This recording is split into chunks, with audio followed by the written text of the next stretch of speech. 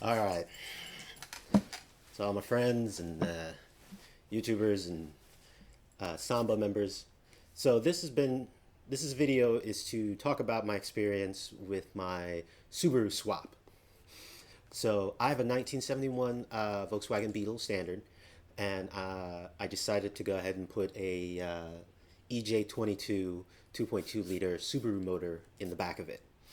I did this video to address a few issues I was having and to address some questions that I had a hard time finding answers to, whether it be to the particular year of my car or whether it be to just the fact that it's just so much customization that's involved in this project.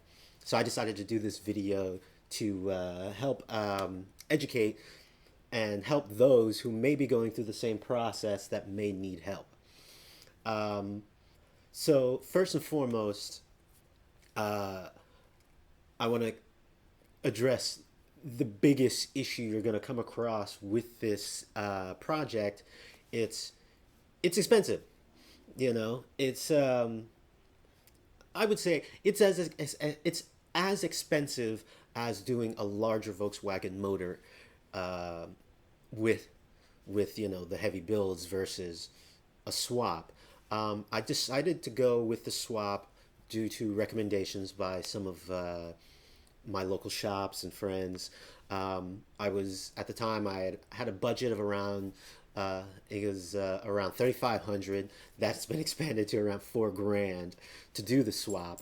I dealt with mostly used parts, and I've been lucky enough to where I've been able to make a little bit of that back by selling my old Volkswagen motor, selling the a good number of parts that I got off of the Subaru. That helped a lot. And when all said and done, in general, in gross, I spent around 4 grand in parts and labor. Um, but by selling those parts, I was able to actually spend around a little under 2 grand.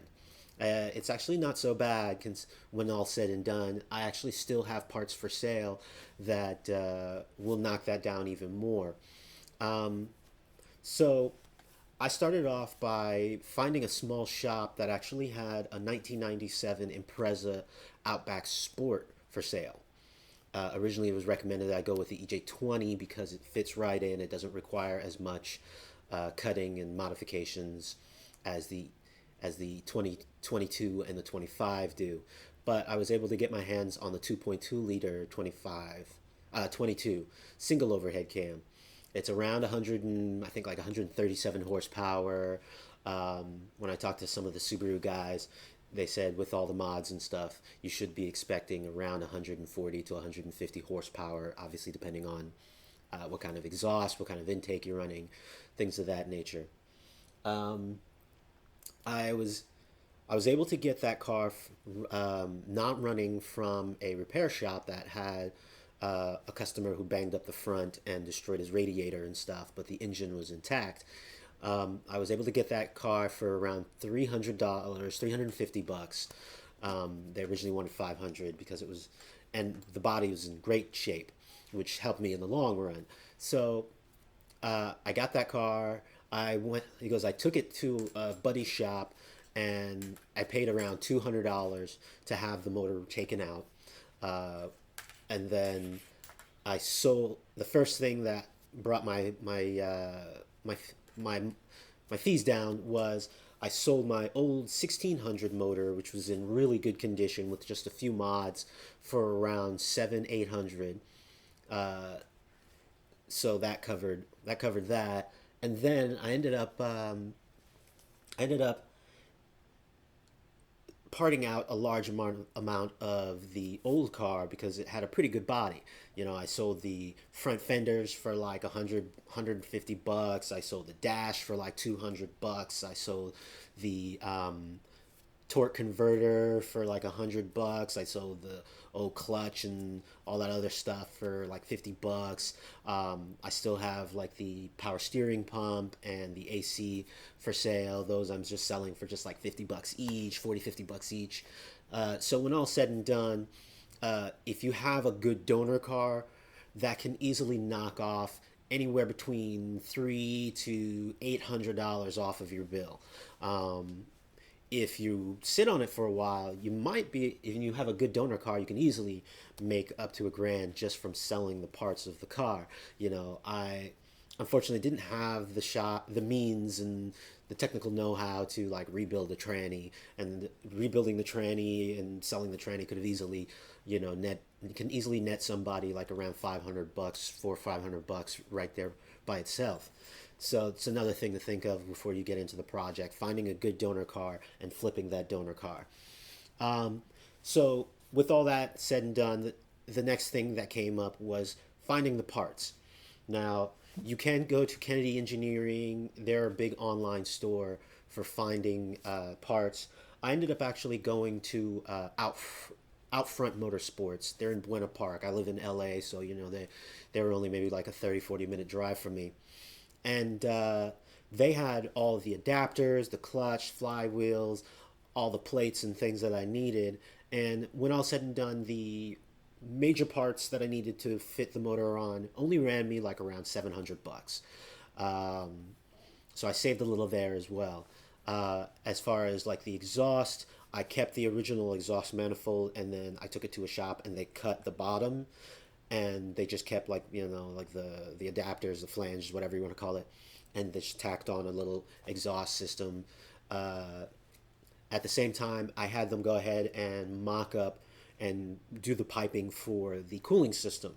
So I ran all the way from the back to the front for my cooling system, and I actually went to pick it apart, and I got my cat's playing with the camera cord, because I actually got a radiator, fan assembly, and mounting bracket, and the little bottle from an early 90s or mid 90s Honda Civic. It was from a 1.8 liter Honda Civic. It ran me like around, the entire assembly from pick apart ran me like $60, and that was with, I bought the warranty in case it broke and all that stuff. So with running the piping, running the exhaust system, and running, I bought a nice little muffler that's a 2-in-1, and that whole thing cost me like around, with running the piping and all those parts, I spent around $500 on the exhaust, running the piping for the radiator and the radiator itself. Wasn't too bad. What I ended up doing was, we ended up running the exhaust pipes forward, and then running this little muffler. It's kind of like those single chamber type mufflers coming out. It's real tiny. It's like that big, real small, maybe like that thick. And then we have it running out the front side, which I think is pretty boss as far as aesthetics go. So then the next thing I moved on to was the fuel system.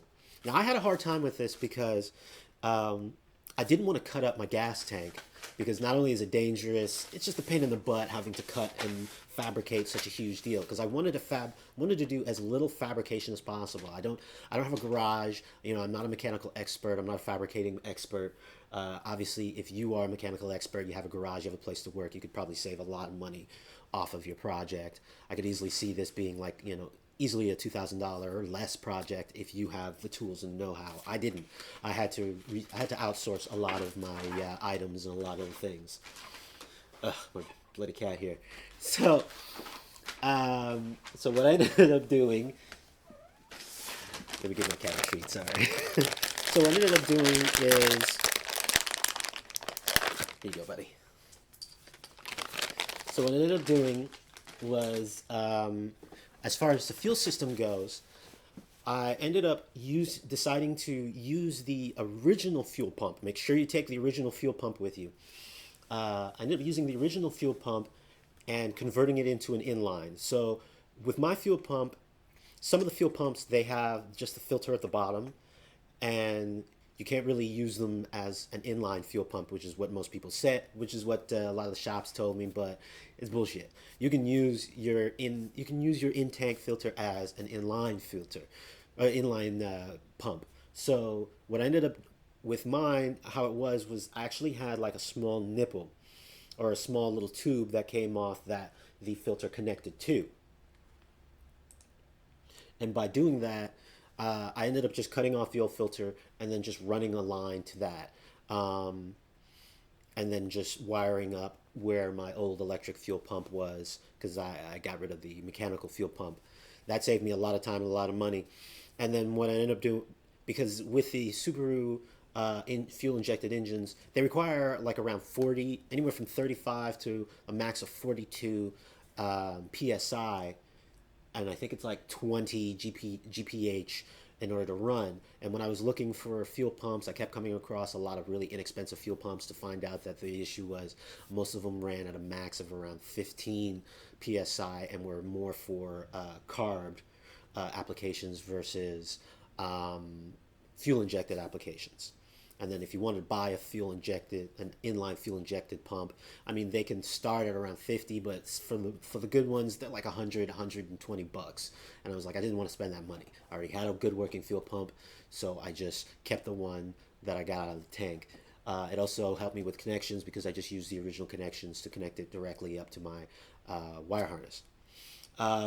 As far as the tank lines go, I ended up using the two lines. I ended up using the supply and the return line, and instead of running completely new lines, what I ended up doing was I used the old Volkswagen line as my return line because it's smaller and you need a larger supply line. So what I ended up doing is I ended up buying a 25-foot metal fuel and brake line. I bought it from I think it was O'Reilly's for like 20 bucks, or I think it was like $17 for the roll. And then, we just cut it and bent it to fit. As far as how we ran the system, so to avoid having to drill the system, I ended up actually going to Ace Hardware and ended up getting this T which bolts directly on. I don't know if it's in focus or not. I ended up getting this T which bolts directly onto the bottom of the Beetle fuel tank, and then I ended up getting these two connectors for about $3 each. Yeah, no, it's like $2.99 each. It was like $4 for the whole thing. So these two connectors are, I believe they are 3/4 to 5/16 connectors. So I'm just going to use one as a supply and one as a return. And because I'm connecting it closer to the tank and not closer to the motor, I shouldn't have any flow issues with the fuel temperature and all that stuff. So I should be all right. And then I just ended up buying, a couple feet of the 5/16 lines in order to run that. So that helps a lot. Kept the cost really, really cheap. So that takes care of the fuel system. And then as far as my EGR goes, so if you're looking for a model just to make things a little easier, I would personally look for an older model, anything that's a 95 or a 96 and below, because there's a fewer emissions and EGR stuff that you have to deal with. So one of the problems I came across was I have on my intake manifold here, if I can get it out of here, it's a little tangled. I have on my intake manifold here the EGR system. So I had an EGR valve that sits here, and then this is the control that sits here, and you actually can get rid of all of this. You have to plug these vacuum lines. You can plug this, and I ended up at Outfront as well. Ended up getting an adapter plate. And this adapter plate covers this up and stops it from, functioning in any way. You can go a little more complicated and block off the whole system, but you don't need to do that. It's just more time and money and fabrication that you just don't need to do. So that takes care of your EGR. If you want to get rid of that, it's really not needed. The next thing was the throttle body. To figure out how to do the throttle body correctly, some people jerry rig them, they run them through, but the easiest way, again, is from Outfront. I was able to find a adapter plate. So they have like a small adapter. Let me see, where did I put it? It's this guy and this guy. So they have, I don't know if you can see that, a small linkage adapter. So you put it in however you want to put it in, and then you plug in your original Beetle adapter right in here, and it has a little tightener, and then it just mounts on here. You take all this off, and this goes right on there to help adapt it, to keep it simple. So again, the idea is I wanted to keep it cheap, as I wanted to keep it as cheap as possible and as little modification as possible. And these little adapter plates here just make life easier. I mean, these adapters and these plates literally ran me like around like 10, 15 bucks from Outfront, and it just makes life so much easier. So that's, what I did with the fuel line. Now, you're still going to need, depending on the position, you're gonna need to create a small little adapter deal to where you can help run it around or run it directly in front of it. Not a big deal, real simple to do. So now, one of the biggest problems that a lot of people come across is the wiring harness. Now, the wiring harness is a complicated beast. I contemplated tackling it just to save that money, but honestly, I'm gonna tell everybody, honestly, it's not worth it. It really is not worth it. Budget it out as part of your project. I ended up talking to a lot of shops who pretty much didn't know what they were doing, and they were like, you're looking at like almost $1,000 just for the wiring alone. There are some simple solutions, but even the simple solutions can be pricey. So, for example, if you go with like a Mega Squirt system, Mega Squirt system is going to run you around $500 for the ECU. It makes it a little simpler, where all you have to do is just cut the main connections that run in the engine bay in order to connect to the Mega Squirt system. The problem with that is, if you don't know what you're cutting, you could really screw stuff up. A lot of the Subaru years are slightly different, and because of that, it just makes life hard.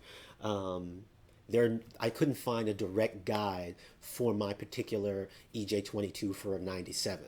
It just made it's such a headache. So what I ended up doing was just biting the bullet, and there are several major companies that will do it. There's a really cheap company that's in Australia that I believe it's called like EK Engineering. They were the cheapest, but they had the longest turnaround. Like they were only like $400, and you send them your wire harness and ECU. They do it. They turn it back. There's a dude on Samba who does them for a living as well, or does them as well, and he's around $600. For me, I chose David from Subituffs or SubiWorks. They're supposed to be both the same company, but if you go to Subituff.com, they actually have the harness, the conversion harness makeup there, purchasing kit there. So basically, what you do is you want to make sure to contact them. You want to tell them exactly what you have, what you want to do, and they'll give you a quick mock-up of how much it's going to cost, what you're going to need, whether you're going to need a speed sensor or not, and it just makes life easy. It took me and my buddy like around almost 3 hours to get the dash off and to remove the wiring harness from the Subaru. That was like one of the harder things to do for some stupid reason, and making sure that we didn't fuck up when we removed the old wire harness. Make sure you keep your diagnostic deal. First I cut it, and then when I talked to the guys, it made me realize that it was so much easier. It would make so much easier in the future to deal with any problems if you could just read the bloody codes. So make sure you don't cut those. So when I sent it out, it was a giant box, and it weighed like almost like 20 pounds, and it was a massive endeavor. So when I got it back, it took them almost a little over 2 weeks to do it. When I got it back, this was the finished product here. It's actually pretty short. They keep it full length in case you have a longer application that you want to run, but it's fine because, it's able to fit everything around, and anything I don't need, I can just, crimp up or just tie it up. They make it really simple here. So on this end, you have where the ECU connects. You have where the ECU connects, and then you have the simple connectors that connect to your Volkswagen Beetle's harness. It's just really simple, like the fuel pump. These are all. You have a couple little optional ones like a test read. You have like the 12-volt feed via the fuse. They give you a couple options such as there's like a radiator fan control. If you want to have that, that's always a good thing, so that your radiator isn't running all the time. If you want it to be controlled, you've got they give you an option and some cables here for running an aftermarket ECU or not an ECU, aftermarket sensors such as your tachometer, your temperature sensors, and temperature gauges, voltage gauges, things like that. But they keep it really simple. So just to start the car, you have these really basic connections that connect directly to it. Like I said, very important to keep your reader, your code reader there, just to alleviate any issues in the future. You can easily just read the codes. Now, when they send it to you, they send you this neat little paper that comes with not only the instructions on how to connect it with a basic outline of the different connections and what they do. They also send you a code diagnostic, which is so awesome. So if you're hooking it up and you're having issues and you can't figure it out, you can hook it up to a code reader, and it actually comes with the codes on here that you can just hook up and that you can just find to make life a little easier. So shouts out to David and the awesome work that he did in putting this together. I definitely recommend it.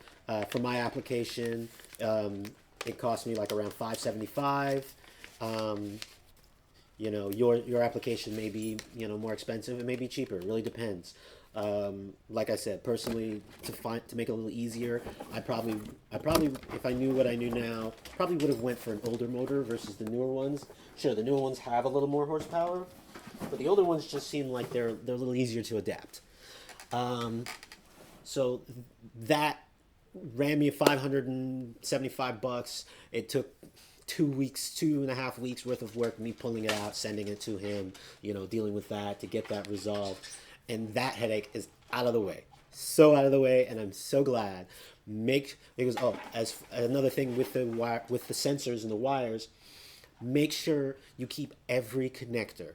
Now, with mine, I didn't realize it until, I started looking up Subarus specifically, because I had no idea. My particular model has an igniter. Some models don't have igniters, some do. So if you're not sure, keep every sensor with you. I pretty much took the entire wire harness from the dash forward. That I watched a couple videos on how to remove it. If there was a sensor on there or a module, I was not sure what it did, I made sure to take it. So I had like 2 or 3 sensors on here that apparently didn't need. This one is the igniter. Very important. The car will not start. Depending on which model you have, some of them have the igniter actually built into the ignition, the ignition coil, which you don't need it. Another important thing to make sure you pull, do not cut in any way, is the starter and the fuel relays, because these relays are very important. And if you don't send them with it, you're gonna have issues. So make sure you have these little guys with you. So just be aware of that when you're pulling the wire harness. That could be an issue if you don't get it. If all else fails, get as much as possible. Take everything. Take every little module, every little box you're not sure of. Take it all. Try to cut as little as possible. So with that said, that just kept life so much easier for me. And by spending that $575 to get the wire harness done, it was worth it. It was so worth it. All right. So with that, the next thing that I came across is the intake. So again, varies by year. For mine, I had the 97. The next issue I came across was the intake. The intake, more specifically, the air box and your air filter and mass airflow sensor. Now, connected direct to the, it was going with the theme of the wire harness and your air intake together. There are ways that you can make this a little simpler, and sorry about that, because I guess I got some camera issues. All right. So, I was talking about wire harnesses and a few sensors. So there are a couple things that you can do that can make it a little simpler of an installation, but unfortunately, it's going to cost you more money. So one of the options I got was at SubiWorks, or not SubiWorks, at Outfront. They have the option of purchasing a Mega Squirt, and you send in your wire harness, and they build the Mega Squirt system for you. On the bad end, it costs $1,500, which sucks. You know, it's a lot of money. I didn't have an extra $1,500 to spend just on getting a custom ECU and wire harness. But supposedly the perks for going with this route is, one, you get max performance out of it because it's a programmed, and two, it eliminates a lot of sensors. By doing this, you don't need to run the mass airflow sensor. You don't need to run your idle air control. You don't need to run a lot of sensors, actually. It eliminates a lot of sensors, which is pretty neat. But it's an extra $1,500. Now, if you want to go this route, if you have the money to spend, go nuts. You know, it'll help in the long run. If you want to start adding turbos, you're going to have a programmable ECU. And with the stock ECUs, they're not programmable. You can't chip them. You can't jump them. You can't do any of that stuff. So you're going to need an aftermarket Mega Squirt or mini squirt or whatever they call it, or micro squirt, I think they call it, in order to run these all these aftermarket stuff. You're going to need those programmable ECUs. I personally don't see myself running it anytime soon. Who knows? Maybe down the road I'll want to run a turbo, and then I'll transition to one of those things, and then I already have the basic deal. So all I'll have to do is just do a really simple, just cut and plug up at the ECU. So just one thing to keep in mind. If you're gonna, like me, and you're running the stock, you decide to keep the stock ECU, then you're going to need to run the mass airflow sensor. Now, depending on which model you have, the mass airflow sensor will vary in design. I have it here somewhere, but I think it's buried under here. So the mass airflow sensor, this is the mass airflow sensor right here. It'll vary in design. In this one, the box just had these clamps here. But if you're lucky, again, depending on which model you have, there's actually one where it has a whole little adapter on the inside of the box where you actually have to drill out these two little holes. And it actually has like a whole little lip that you can easily mount an aftermarket one to, aftermarket air filter to. This one, unfortunately, didn't have it, so I'm going to have to find a way to jerry rig it and hook up a little aftermarket filter to it. Other than that, you know, they're pretty simple. The only other issue I came across was if you get rid of the stock air box, be aware that there are, depending on your year, at least 2 or up to 3 lines that run from the motor to the air box. So in order to fix this, you know, you can design your own air filter air system that has at least 3 nipples or 3 little connectors onto it. I did find that at Pep Boys and AutoZone, they sell the individual parts where you can just get the individual bends, and there is one piece that allows for 3 connectors to it, and it runs like $20. But because I'm just such a cheap bastard, I ended up actually finding I ended up just getting some vacuum line tees, and I just decided to just connect those together, connect them together, and just connecting the T. Ugh, my cat's going crazy. Connecting the T to those vacuum lines and running it to an aftermarket air intake, just to make things simple. Now, be aware that if you're running the manifold the correct way that it comes in the car, you're gonna have maybe like that much room to run an air box. So you're gonna have to cut the firewall. It's just there's no way you're just gonna get the only way. But there are ways to get around it. You can find or make a manifold adapter or reverser, which takes the manifold and actually adds a pipe to it to have it bent up or back, however you want. I've had a hard time finding it. I'm sure there's a resource for it, but I personally haven't been able to find it. They do give you the option to turn the entire manifold around, and you can actually purchase the adapter plates that moves the alternator from one side and just basically flips it over, and then you just bolt it onto the side. That gives you room to run the adapter to the rear, to run the manifold to the rear of the car. The problem with that is if you're running things like the idle air control, it really leaves you little to no room to hook up your alternator. So you got to really figure out how to run that. Maybe you got to do more modding. So just to keep things simple, I decided to just go ahead and just cut the firewall and run. Instead of running it through, I decided to cut a side of the firewall, like about that big, and I decided to run it curved through it. That way I can just put a bubble over it to maintain that entire compartment. There are other ways to go about it. If you look on the forums, you'll find it.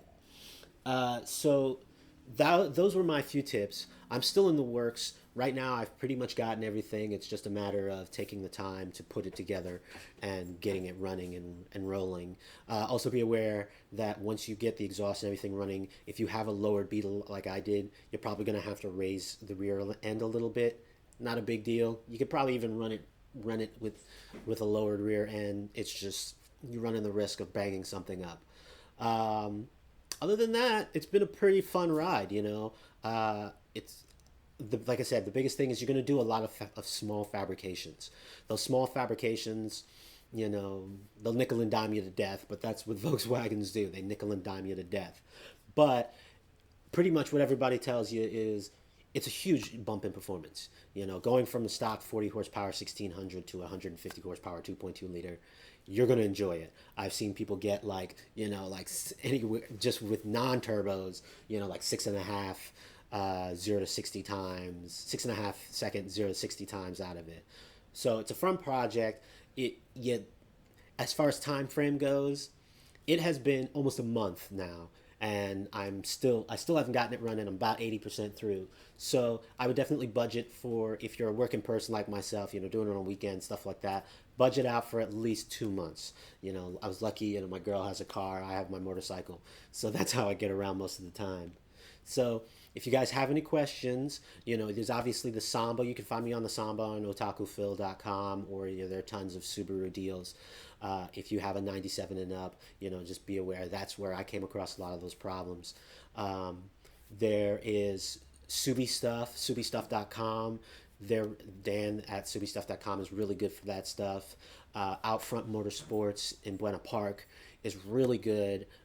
Their dude is Jerry. He knows most of the stuff about the conversions, and they can help you out a lot. So if you guys have any questions, you can find me on the Samba under Otaku Phil, or you can contact me through Facebook.